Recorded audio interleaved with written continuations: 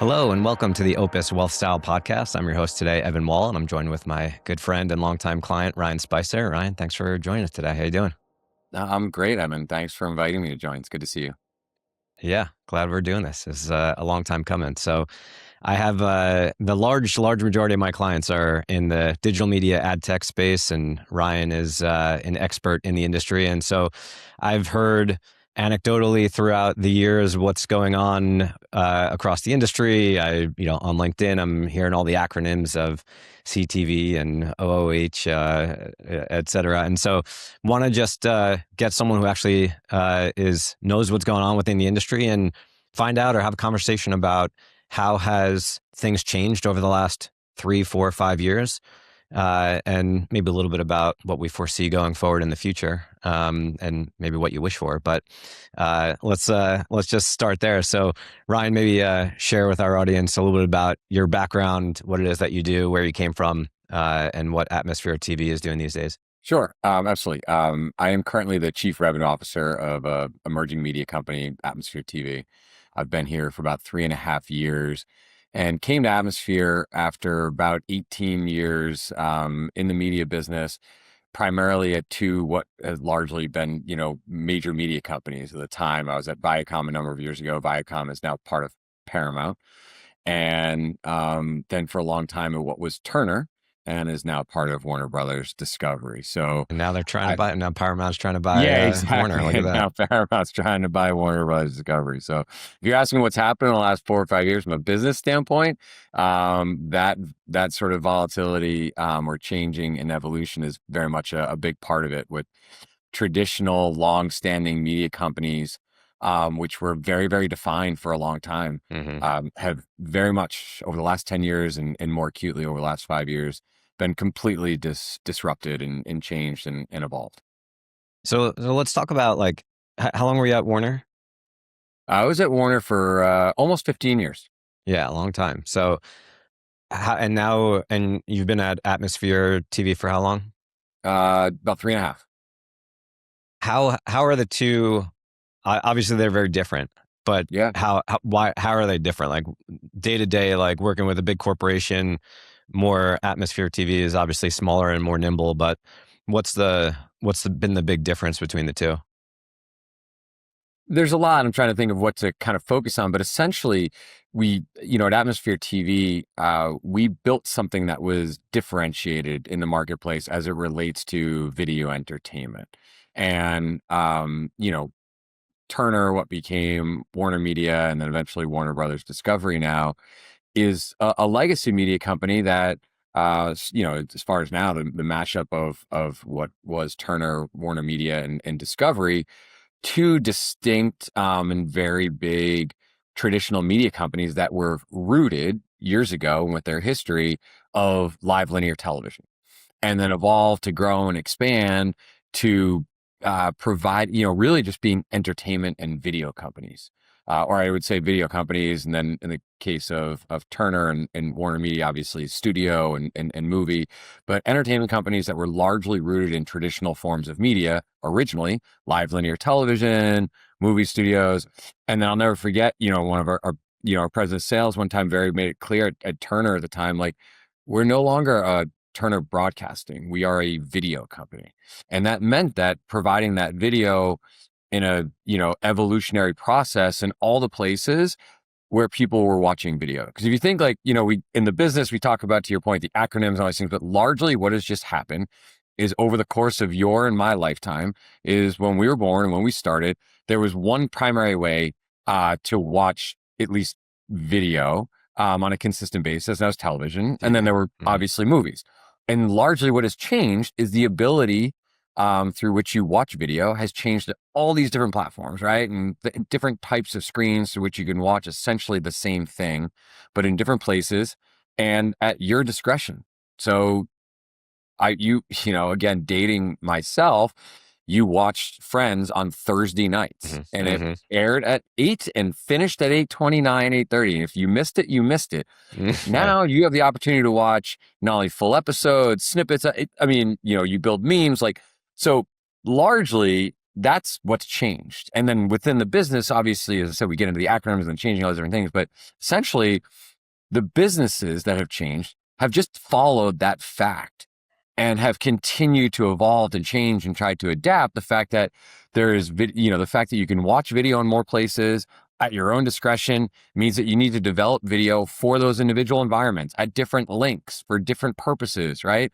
It has largely meant that companies have grown. I mean, with obviously YouTube being the biggest one as far as a platform, the ability to make video content and that you would watch has been completely democratized. Even when I started at Turner, it was limited to places that were confined and studios and people, and and like then it really you can make highly professionalized video with a single iPhone in your hand now. Yeah. And it could be a 2-minute thing or a 2-hour thing. Yeah. When I was a kid, we had Duck Hunt and Nintendo hooked up to my grandparents' TV in the basement. It was this giant TV with a dial, Yeah. that it had like four options. It was like 1, 2, 3, and 4, and that was the viewing options back then. And now everything's been disjointed because now whether it's a quick TikTok video or social media influencers generating short form content, or individual creators going down the more established movie route, or whatever the case may be. And so you're saying the industry in general has just morphed to follow that trend of everyone's watching, at least able to watch all different sorts of videos in all different sorts of places. And so now the industry is trying to find, all right, where are these people watching video? How can we find their attention? And track it, of course, over time I is mean, probably a big it one. all boils down to that simple premise. Because if you think about it, if you watched television previously, the job or the primary core essence of an entertainment and a video-based entertainment company was for the purposes of creating entertainment and monetizing it. And you monetize it primarily through commercial investment. And so that monetization then evolved as people can watch and spend their entertainment. Like, you don't have to sit in front of a television anymore. So you're going to evolve as a media company. I mean, this is very simple stuff, really, to evolve. If you were Viacom, Turner Broadcasting, CBS, whoever, you simply could, choose one of two things: stay in your current model with decreasing amounts of attention and audience essentially participation in the video that you're providing at certain times on certain days, or you could evolve to all the new outlets and all the new places where people could choose to watch video and as I said, create the time that they wanted for those those entertainment purposes. So that's why you saw the evolution of companies, and you have companies, platforms like YouTube emerge to capture user generated content, what used to be really referred to as user generated content. Now it's that democratization of creating video. Mm-hmm. Yeah, I mean, it's wild. I mean, there's obviously the legacy media companies, the big players, but there's hundreds, if not thousands, of smaller players that most people, 99% of people, have just never heard of. But even our conversations about learning more about Atmosphere TV, I've only later realized that I've actually seen Atmosphere TV's content all the time. Yeah. So maybe share a little bit about what Atmosphere TV is doing Yeah. and I how it mean, differs from the rest of the industry. yeah, I had an opportunity to do a talk last week, and it really helped crystallize thinking about us, but sort of what we're doing. And the reality is that Atmosphere TV innovated and what we call really an adaptive way, right? Not profoundly like creating a light bulb, but what we did is we took you know the evolution of technology, specifically connected television and the ability for streaming television, and we brought that to television view. We did two things. We brought that technology to television viewership and television that happens when you're not sitting on your living room couch. And we did that by essentially reimagining what should television entertainment look like if you aren't sitting on your living room couch. So practically that means that there are televisions to entertain you in places like bars, restaurants, gyms, airports, offices, medical offices, all these different places to put a television to entertain you. And traditionally, they just hooked it up to live linear TV and pumped in drama content episodes of SVU, daytime TV, The Price is Right, or other things that were meant to be watched on your living room couch. But really, they weren't very entertaining in those other environments. They're not entertaining because you don't sit down at the start of an hour and and get up at the half hour of it, right? It's often not incredibly audible. You are not following storylines. So the simple premise of Atmosphere is that we recreated and reimagined what should television entertainment look like for those moments. And practically it means like TV for your eyes, not for your ears. TV that is not reliant on storylines or narrative over a longer period of time. TV that seeks to entertain you with really visually arresting content, sports highlights, creator driven, fun, awesome, interesting stunts and things that are, again, going to attract your attention really for a moment, 3 minutes at a time, and just you probably experience with yourself and watch your kids like over and over and over again for, you just keep sticking with it because we entertain you for 2 to 3 minutes at a time over and over again.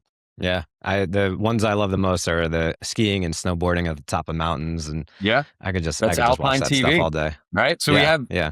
almost 30 differentiated channels for the different environments and what works best. But all of them, I can tell you, definitively work better than CNN with subtitles Yeah. or an That's right. episode. Nobody's paying attention Yeah. when CNN Yeah, with no audio is on. Yeah. exactly. Yeah. So how do you, I think you maybe just answered it, but how do you target to the audience if it's not really individualized, but for a restaurant or a bar? Is it the fact that there's all sorts of different channels? Yeah, I think our purpose is to make, at one point we actually even had many more channels, but in really trying to figure out exactly what was the appropriate amount, the right differentiation of content. But for us, we try to strike that balance of making enough diversity of channels and content to fit the different environments where we are. And so you'll see that, a lot of gyms, bars, restaurants tend to run channels like Chive TV, Alpine Hmm. TV, Superhuman, which are pretty much creator, where we curate creator driven content of all the moments that are going to make you go, holy crap, I can't believe I just, saw Hmm. that, or to laugh or to smile, or even pause TV, which is just harnesses the cuteness of all the things that, animals do as well. Or they might be running, Atmosphere Sports, which is Hmm. constant highlights, right? We're not people behind a desk. And it's the constant highlights, sports information, trivia, updated fantasy, Hmm.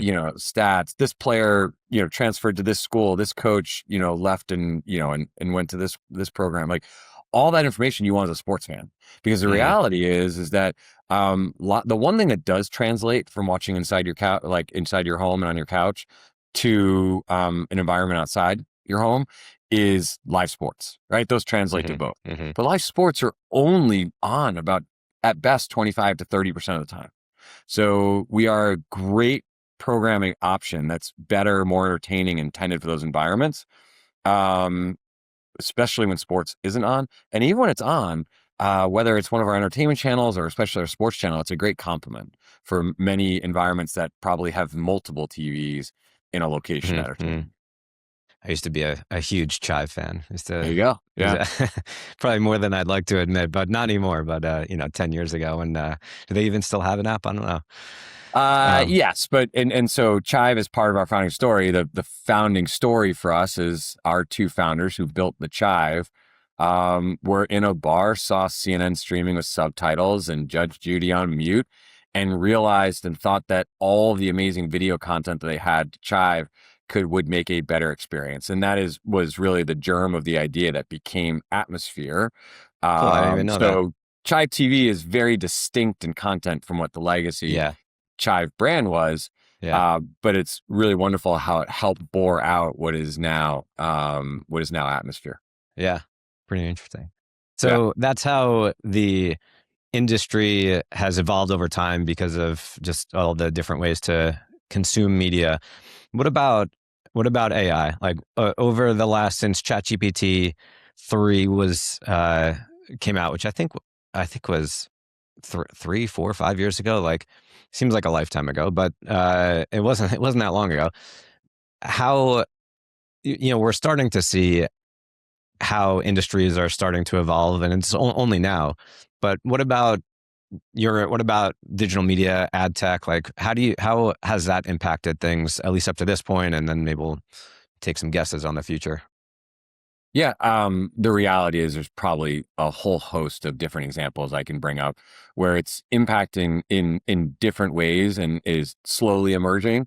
I happen to be at an ad agency on a panel earlier this week with a company called Inoki, and they're doing really interesting things with AI to identify content and be able to contextually, utilize the signals that it's deriving almost instantaneously with AI from the content to marry commercials and advertising contextually with what the content is running. So Hmm. a great, it's obviously a great example there. It's also disrupting, I mean, just like, from our company workflows, the ability to all the, many of the kind of minutia tasks that are involved with everything from setting up a campaign and trafficking the advertising there, also the ability to catalog and understand internally your own content as a media company. So there, I mean, it's just there are in almost every facet. I think we're probably just still getting out of like Yeah. testing and learning, and I Hmm. think that's broadly Yeah. in much of the use application of AI right now in almost every single industry as well. Yeah. Are you finding, or maybe do you see it going in this direction, that you could do the same things with less people, have the same people, and be more productive? If you had to choose, like, which of those two directions things go in, any idea? I don't think it's necessarily an either or. I think it's Hmm. both. So, uh, I could see there are certain things right now that we're evaluating that allows us not to necessarily cut back our workforce, but to avoid necessarily just incrementally adding heads, and full-time employees the way we did before, Hmm. and removing current tasks that are fairly time-consuming and monotonous, and you applying AI to do it, like I said, sort of like the building of an actual media plan, the implementation Hmm. and trafficking of that, right? And allowing people to have greater expertise over monitoring that, greater high touch engagement and personal contact with, our clients and et cetera. So it should enable, or you think about how, you approach and prospect a meeting or an engagement with a client, the ability to prepare yourself, or prepare for yourself, like an understanding of, recent happenings across the company, recent media, that they have in the marketplace, initiatives, et cetera. That information is like with AI, it's at your fingertips, organized and prepared for you now in moments, which would otherwise take, hours to kind of compile and dig through. So that's the opposite. Or really fundamentally how we conduct, meetings and share information. So if you and I were on this meeting, right, oftentimes, a video call, we'd have a third box. That's pretty commonplace now to see your AI note taker. Hmm. I have colleagues that I often then have to you download, you give them the updates in the meetings, what took place, what the next steps are. All of that is available within seconds of Yeah. completing a discussion in a meeting, Yeah. or even internally, the opportunity to, you may miss or not be present for a meeting. And I'll tell you the summaries and the reports that I'm able to get now, it's it is nearly as good as, obviously I couldn't participate in that meeting, but being able, as if I was listening there and understanding every detail that took place, but importantly, not even having to sift through 30 minutes of that call. But in 90 seconds, get all of the relevant details and follow-ups and next steps. I've had a call it junior advisor in my meetings for the last I don't know, 4, 5, 6 years. And for a while they were taking notes, And Yeah. as soon as we started utilizing AI note taker, oh my God, the notes became way better. And he would admit that as well. Like, it's nothing against him. There's only so fast he could type, but like way better. And so now we could just like, ask the AI like, hey, what happened in this meeting, or what did the Yep. instead of sifting through all the notes. But so I guess if you had your wish, and maybe this is a hard question because you got to kind of project into the future a little bit, but if you, in your ideal Ryan Spicer scenario, 5 years from now, is there one or two things that you think I wish or I hope the industry moves in this direction, not that direction, or we see more of this and less of that? Yeah. Sure. I'll take it from two angles. First is even just as a consumer. Mm-hmm. So if you think about a lot of like how certain ebbs and flows have happened of late, a handful of years ago, and I think especially early days of kind of the pandemic, when a lot of habits switched over to, increasingly over to streaming from live linear, and that it just accelerated that change. There was the majority of streamers, or a lot of streamers, were we called premium or SVOD, and it meant that you actually, you paid a price for that subscription and you got an ad-free experience. The what has followed as so many different streaming options have proliferated, and importantly, as companies have realized like they need to chase or continue the dual model of both this, because live linear television had both you have the essentially the the hosting fee if you are a television network from a cable operator to just like a distribution fee, and you monetize via advertising. With SVOD, you were only getting one part of that. So the evolution taking place is, to provide more ad supported options in streaming. And consequently, the price has come down, to access that and have ad support.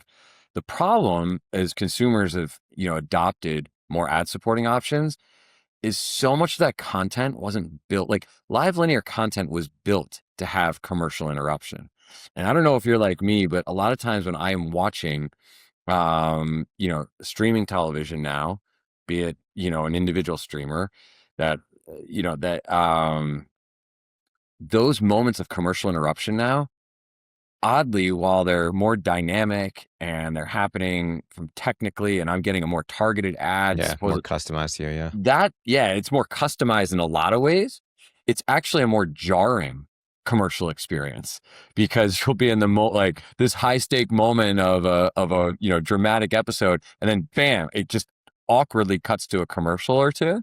And so oddly enough, the old highly human programmed way of knowing that an ad break was coming, planning for that in the filming of that, and then inserting that ad was actually just a better experience, right? You didn't have the latency too of an ad. So, of an ad kind of showing up, after a moment of breaking to a commercial, et cetera. So personally, as a consumer, I hope that gets better. The second thing as a consumer is cable television, despite the fact that so many different channels proliferated and it ballooned the expense of cable, it was one of the single best entertainment designs for consumers ever. It aggregated all this different content into an opportunity to just like everything that we did want to watch was within one channel lineup, right? And it was so Mm-hmm. easy. You just flip the channel, it was pretty seamless. Now, if let's say I'm watching a Celtics game and I'm streaming it on Amazon Prime, Mm-hmm. and in between quarters or timeouts, I want to go check a college basketball game that is actually on live linear, but I'm streaming on YouTube TV. I got to come out of one service, go into the next service. It's just clunky. There's no So previous channel button. exactly, right? So the hope as a consumer is that we continue to create better and seamless, more aggregation, right? It's how do we technologically we've evolved in so many ways, but oddly, the consumer experience, despite getting better in choice and optionality of when to watch, the consumer experience in a lot of ways has actually even regressed a little bit. Um, and then I just say professionally, what I hope happens is, and again, it's definitely biased from where I sit in my seat now of Atmosphere TV. Previously, you talked about all those different places where people are now watching video. Those are all endless options for marketers and advertisers to think about how they go find a consumer. And what has been very traditional in our business is to bucket things into fairly regimented definitions of what a classification is: linear television, CTV, mobile. A lot of those definitions in practice have been blended. The use case that we are at Atmosphere is we're just functionally connected television, right? We are streaming entertainment that's ad supported 100% to TVs. But where people watch is not in their living room. So that crosses over into a new bucket of a different bucket of advertising that's traditionally been the domain of something called digital out of home. So Mm. we have this conversion. And a lot of times when we end up talking to advertisers, marketers, and their agencies, we start focusing on what bucket does it fall into. And we're not Hmm. alone in this with Atmosphere. This exists all over the marketplace. We start focusing and discussing what bucket does it fall into, as opposed to, can this help solve a challenge for a marketer and an advertiser? Why does it matter what bucket it falls into? Yeah, that was actually going Practic to be one of my questions. What's the difference between CTV and an out of home? It's Yeah. a screen somewhere, It, just maybe not I in a bar don't, or a yeah, restaurant. I don't mean to belittle it. I will tell, it's like anything else. Buckets bring organization and a helpful understanding of how, if I'm sitting as a marketer, or if I'm, an agency in charge with, leading planning and investment, it helps to understand and nuances of how things are being spent while they're, what the, ROI is of different channels. And so how do they come together to get effectively what you need to happen?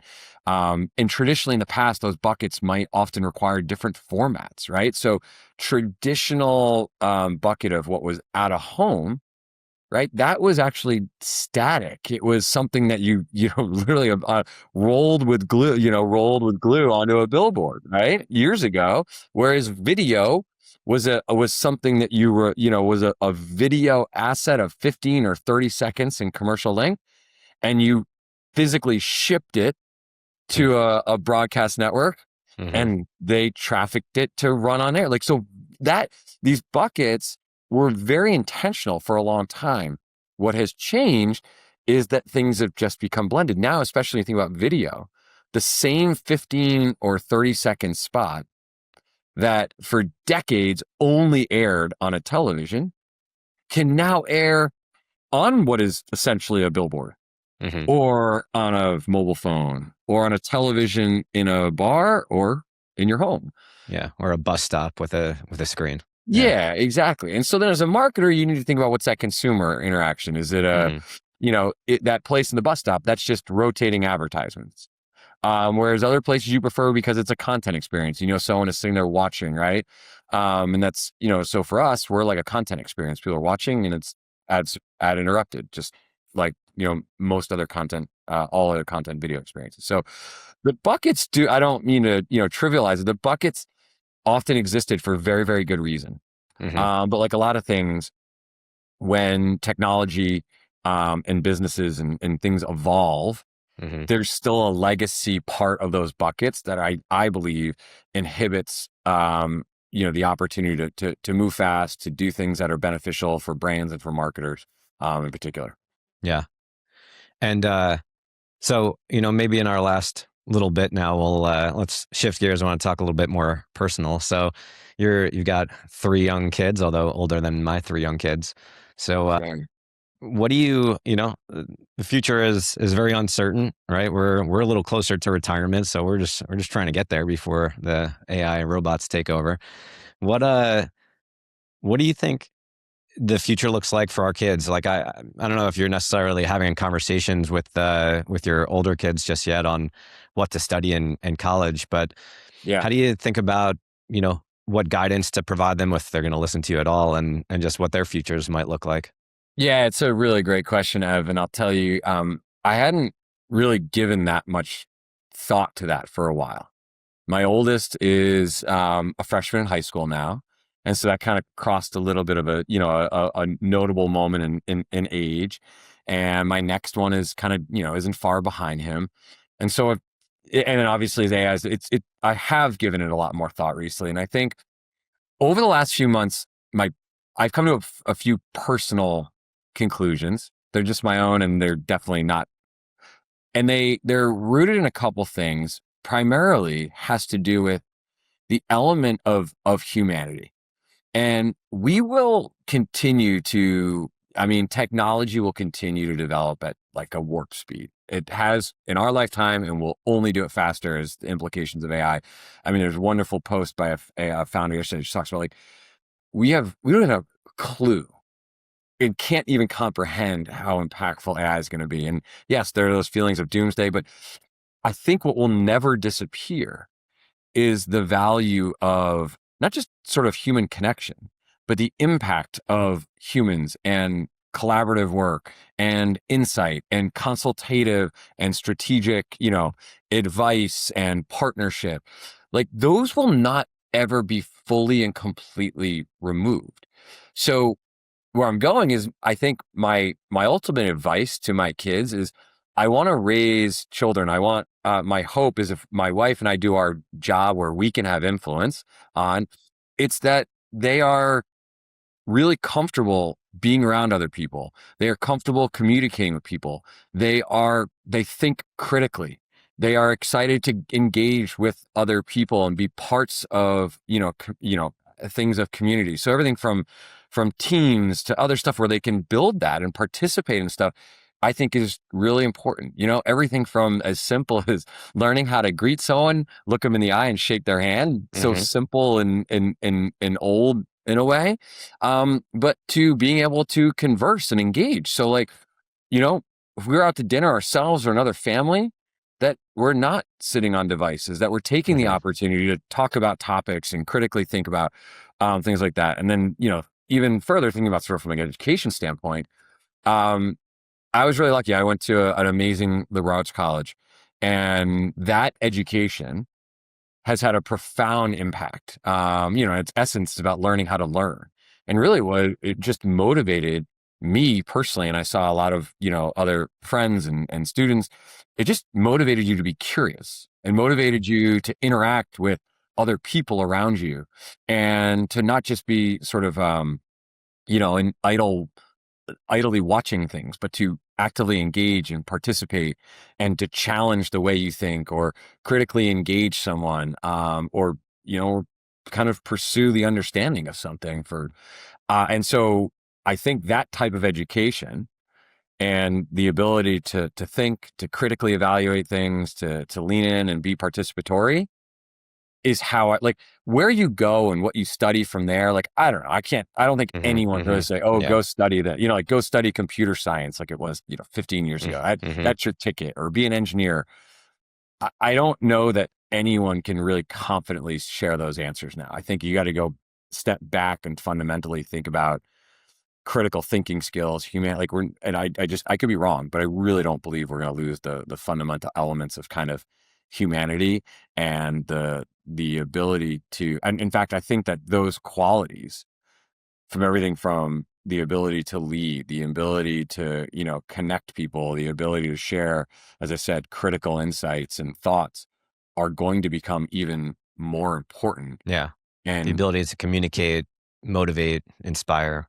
yeah, Yeah. absolutely. Yeah, I totally agree. I think, as AI can be very persuasive, the people are going to want the personal touch. I mean, even right now, you can have a conversation about your medical history, or you've got some ailment, but people still want to go to a doctor. People still want, a Yeah. human surgeon, et cetera. And so even if their intelligence, the AI intelligence, obviously will only continue to grow, I think it's a long time, if ever, that you're not going to want to go to a human doctor. And you use the same analogy for all other industries, but You're I absolutely right. totally I agree. mean, think about it. Heaven forbid you get or you're going through a scenario with a very scary medical diagnosis or the discovery of what that diagnosis.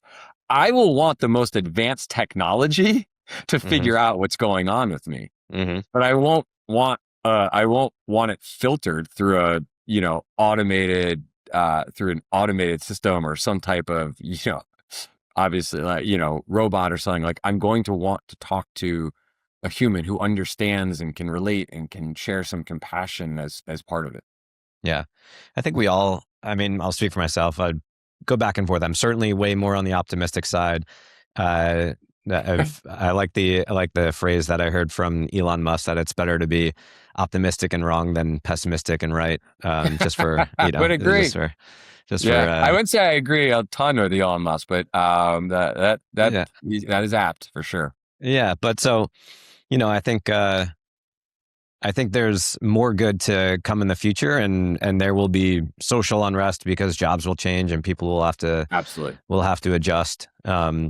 So maybe if anything, we might have good timing where our kids aren't quite entering the workforce just yet, but give a little Yeah. time for things I to have thought about adjust. that. You might be right. There might be a place where, we're able to, kind of find the final few years of our career, and our kids are actually at the period where they're going to be able to see enough happening before them Yeah, to then not have to make the decisions in the muck of it, but be just behind to watch some of it happening and use the insights from those things happening to make some informed decisions.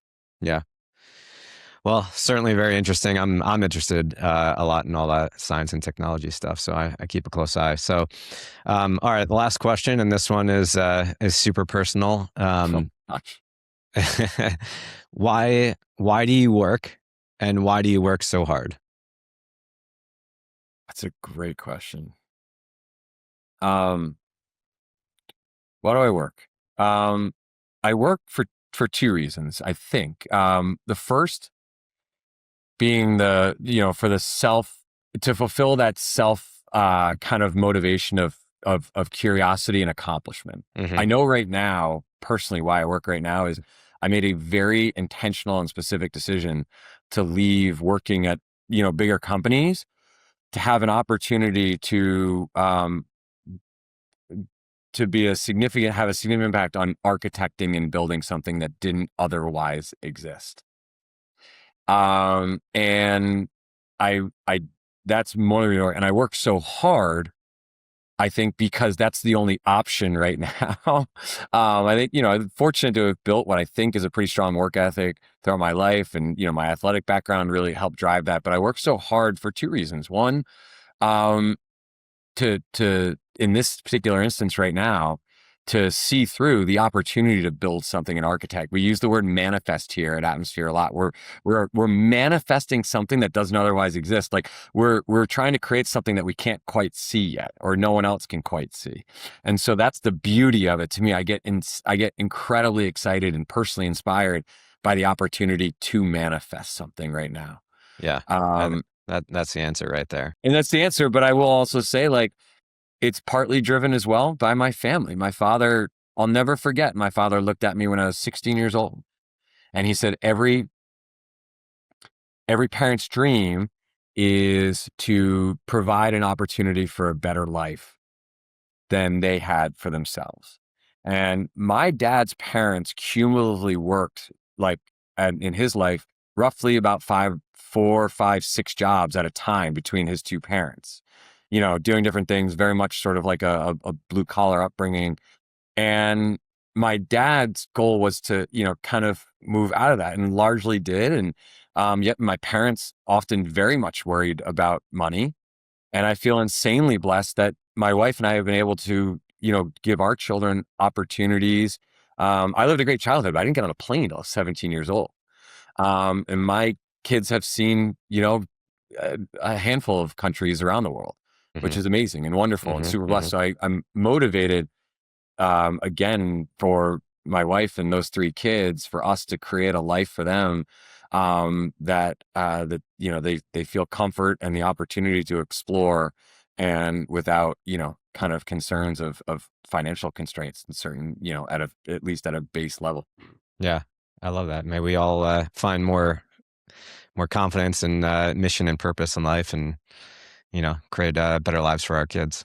Yeah, yeah, for sure. They That's what they that's what we're certainly here make the for. one we have exhausting, but um, more wonderful too. One of my coworkers said it perfectly, and this was before I think it was before I had kids. He said having kids, either having kids or spending time with your kids is like doing drugs. You think it's like when you don't have it, you can't wait to get back to it. It's like, oh my God, I can't wait to be with my kids, and it's gonna be great. And like, we're gonna have such a great time. And then you're with your kids for a while and you're like, oh, what am I doing this to my I think I'm, about that from time to time. I would agree. And as my kids get older, as I said, my oldest freshman in high school, very fortunate, kind of getting back into high school sports this year. And it's so much fun. And Hmm. I'm actually now though already fearful of how fast, my youngest is 8, and Yeah. I'm already scared for that day when they finish their, she finishes her last game or whenever that may be. And I'm like, what am I going to do on Saturdays now? What am I going to It's a do? different chapter in life. Yeah, My yeah, parents are now retired in Florida. They're living like summer camp. They're doing, going out to dinners and playing mahjong and poker and living yep, a great life.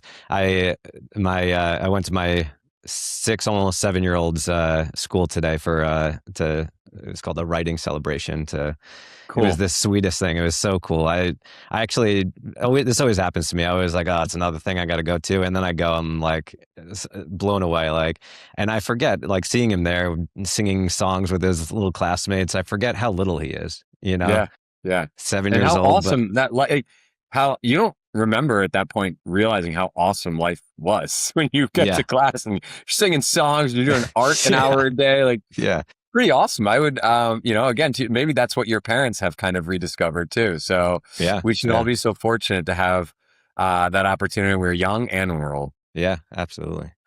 Well, with that, Ryan, I really appreciate you coming on. This was a fun, awesome conversation. To the listening audience, thanks for tuning in. Hope you enjoyed. If you like this conversation or future ones, please give us a like, subscribe, all the things. We read all the comments. Until next time, have a good one.